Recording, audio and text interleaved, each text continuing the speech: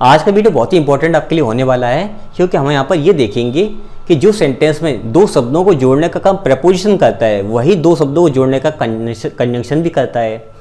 एक तो हम ये सीखेंगे कि दो शब्दों को जोड़ने के लिए कंजंक्शन का भी यूज़ कर सकते हैं और प्रपोजिशन का यूज़ भी कर सकते हैं।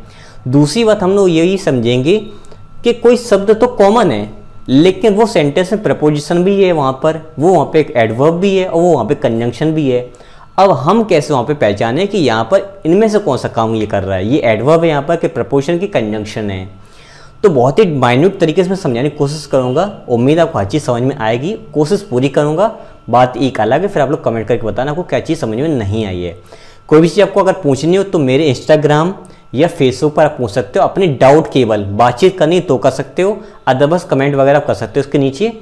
लेकिन अगर आपको कोई चीज़ पूछनी है, आपको कोई डाउट है या मुझसे बात करना चाहते हो, फेसबुक जैसे आप व्हाट्सएप का नंबर मुझसे मांगते हो ना, तो आप उसकी जगह सीधे जाके फेसबुक बात कर लो मुझसे या इंस्टाग्राम पे बात कर सकते हो। दोनों की लिंक नीचे दी गई है, सबकी लिंक नीचे दी गई है। अगर आपको मेरी वीडियो का नोटिफिकेशन नहीं आता तो आप मेरे टेलीग्राम से जुड़ जाना, फेसबुक से जुड़ जाना या फिर इंस्टाग्राम से जुड़ जाना, ट्विटर पर जुड़ जाना। मैं सभी जगह अपना वीडियो शेयर कर देता हूँ। तो देखते हैं तो अपना लॉजिक क्या है कि प्रपोजिशन पहले कंजंक्शन समझ लेते हैं हम लोग क्या है।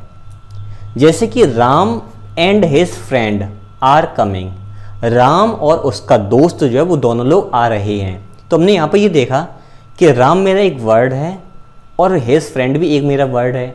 इन दोनों को जोड़ने का काम किसने किया? एंड ने। जरूरी नहीं है आप एंड लगाओ, आप यहाँ पर और लगा सकते हो। और लगाओगे तो यहाँ पर एज, आर की जगह एज हो जाएगा। ये मैं आपको सिंटेक्स में बता दूंगा। अगर आप यहाँ पर एंड नॉट कर दो तो आपका यहाँ पर एज आएगा। अगर आप यहाँ पर अलोंग विद लगा दो, अलोंग विद एक प्रेपोजिशन है, एंड हमारे कंजंक्शन है। तो दो शब्दों को जोड़ने के लिए या तो मैं कंजंक्शन का यूज़ कर सकता हूँ या मैं बीच में लगा सकता हूँ प्रेपोजिशन। ये रहा आपका कॉन्सेप्ट। अगर प्रेपोजिशन है तो वर्ब आगे वाले के हिसाब से आएगी, और अगर आपका कोई कंजंक्शन लगा हुआ है जैसे और है, बट आल्सो, ऐसे कोई कंजंक्शन तो बाद वाले हिसाब से देखे जाते हैं। अगर एंड आया तो दोनों के हिसाब से वर्ब आते हैं। ये मैं आपको डिटेल बता दूं आगे, बिल्कुल परेशान नहीं होना है। फिलहाल मेरा कॉन्सेप्ट ये समझिए कि एक शब्द ये है, एक शब्द ये है। इन दोनों वर्ड्स को जोड़ने के लिए मैं चाहूँ तो बीच में कंजंक्शन लगा दूँ या बीच में चाहूँ तो मैं प्रेपोजिशन लगा सकता हूँ। विद एंड की जगह मैं विद भी लगा सकता हूँ। आगे सेंटेक्स क्या चेंज होगा मुझे उससे अभी कोई मतलब नहीं। फिलहाल मुझे इस पेयर से मतलब है, इस पोर्शन से मतलब है। तो यहाँ पे आपको बात समझ में आ गई होगी। फिर आगे देखते हैं, राम अलोंग विद हर। अब देखिए यहाँ पे एक राम है और एक हर है, कोई एक लड़की है, कोई महिला और एक राम है। दो को जोड़ने के लिए मैंने बीच में लगा दिया अलोंग विद, ये मेरा हो गया प्रपोजिशन। तो दो शब्दों को जोड़ने या तो आप कंजंक्शन लगा दो या फिर आप लगा सकते हो प्रपोजिशन। क्लियर हो रहा है इतना concept? Ram has been reading, ठीक है ना, Ram has been reading since morning. अब आप ध्यान दो केवल इस वाले पार्ट पर जो मैंने हाईलाइट कर रखा है। मॉर्निंग मेरा नाउन है, रीडिंग मेरा वर्ब है, बीच में कौन आ गया? सिंस।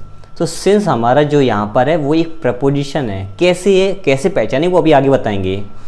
तो देखिए हमने ये सीखा था कि कोई भी नाउन, यानी कि नाउन या हमारा जो प्रोनाउन होता है, नाउन और प्रोनाउन को सेंटेंस से जोड़ने के लिए हम लोग प्रेपोजिशन का यूज़ करते हैं। लेकिन ये बात बिल्कुल सही है, ये मैं समझाऊंगा आपको प्रेपोजिशन वाले चैप्टर में, इसकी डेफिनेशन से और समझा दूंगा।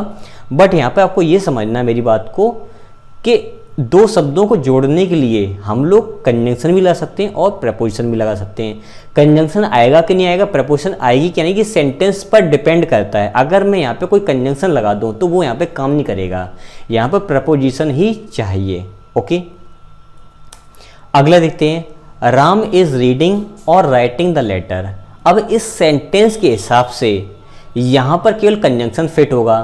तो रीडिंग मेरा एक वर्ड है और राइटिंग मेरा एक वर्ड है। मैं ये नहीं कह रहा हूँ ये वर्ब है, ये नाउन है, प्रोनाउन, मैं ये नहीं कह रहा हूँ। मैं ये समझा रहा हूँ कि ये मेरा एक वर्ड है, एक मेरा ये वर्ड है। इन दोनों वर्ड्स को जोड़ने के लिए कंजंक्शन का यूज़ किया है।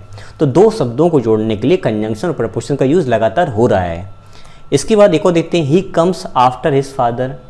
तो ही कम्स, देखिए यहाँ पे कम्स मेरी वर्ब है और आफ्टर मेरा एक नाउन है। इसको किसने जोड़ा, इन दोनों को किसने जोड़ा? तो हमने देखा आफ्टर। आफ्टर मेरा यहाँ पर क्या है? आफ्टर मेरा यहाँ पर प्रपोजिशन है, कंजंक्शन नहीं है। अभी आगे बताऊंगा मैं कैसे होगा।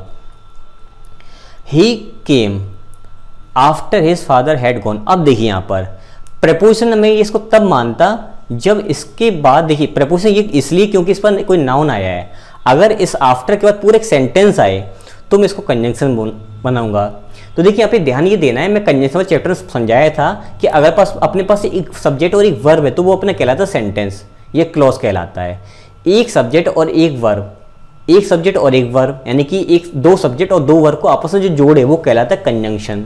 तो यहाँ पे देखिए ये मेरा सब्जेक्ट है, के मेरा वर्ब है, सब्जेक्ट वर्ब एक जोड़ा अलग हो गया। हिज फादर मेरा एक सब्जेक्ट है, हैड गॉन मेरा एक वर्ब है, सब्जेक्ट वर्ब एक अलग है, सब्जेक्ट वर्ब एक अलग है। ये मेरा एक पेयर रहा, एक कंप्लीट सेंटेंस, दूसरा कंप्लीट सेंटेंस, एक और दो। आप सेंटेंस बोलो या क्लॉज बोलो कोई दिक्कत नहीं है। अब जोड़ा किसने? आफ्टर ने। तो यहाँ पर आफ्टर जो यहाँ पे कंजंक्शन हो रहा है, क्योंकि दो सेंटेंसेस दो क्लॉजेस जोड़ने के लिए कंजंक्शन का यूज़ करते हैं, और दो शब्दों को जोड़ने के लिए या तो कंजंक्शन आएगा या प्रेपोजिशन है, ये कंडीशन पर डिपेंड करता है। यहाँ पे कंडीशन ये हो गई थी लागू कि यहाँ पर केवल आपका सेंस आएगा, यानी कि प्रेपोजिशन आएगा, लेकिन इसमें और इसमें ये कंडीशन थी कि यहाँ पे दोनों चीज़ आ सकती हैं according to sense, according to context. लेकिन यहाँ पर मैंने ये देखा कि यहाँ पर केवल सिंगल वर्ड है, एक नाउन है, तो नाउन को या प्रोनाउन को जोड़ने के लिए केवल प्रेपोजिशन आता है, और फादर के बाद कोई वर्ब मेरी है नहीं, ना ही कोई हेडन है, ना कोई सेंस में है। तो यहाँ पर मेरा आफ्टर जो है, यहाँ पर जो आफ्टर मेरे प्रपोजिशन है। लेकिन हम लोगों ने यहाँ पर ये देखा, यहाँ पर एक सेंटेंस पूरा है, सब्जेक्ट वर्ब है, यहाँ पर एक सेंटेंस जिसमें सब्जेक्ट वर्ब पूरा है। तो दो सेंटेंसेस जोड़ने के लिए हम लोग बीच में फिर केवल और केवल लगाते हैं कंजंक्शन। आई थिंक आपको अब बात थोड़ी क्लियर हो गई होंगी।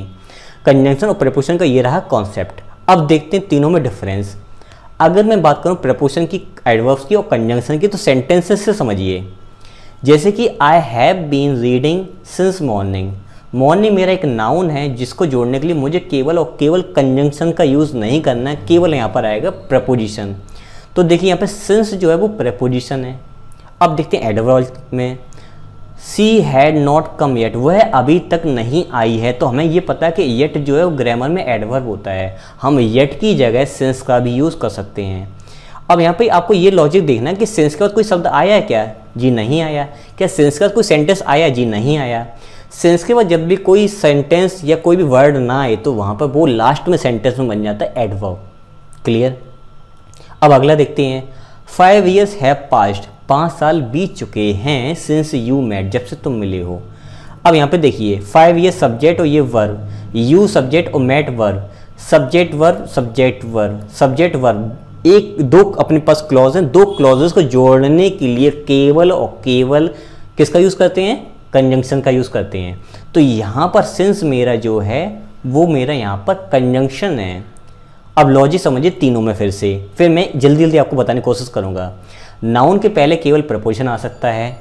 अब ये जब भी आपके प्रपोजिशन सेंटेंस के लास्ट में आते तो वो आपके बन जाते हैं एडवर्ब, हमेशा नहीं, कभी कभी।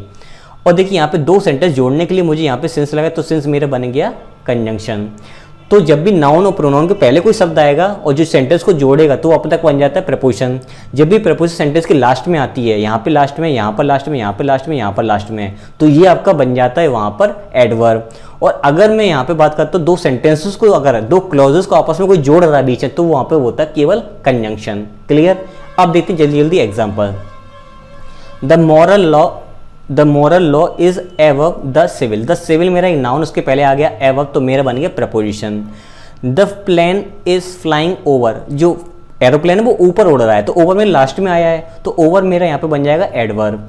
अब देखिए अगला, she went to market, sentence मेरा कंप्लीट है। आई हैड कम, ये सेंटेंस मेरा कंप्लीट, बीच किसने जोड़ा? आफ्टर ने, तो आफ्टर मेरा यहाँ पे बन जाएगा कंजंक्शन।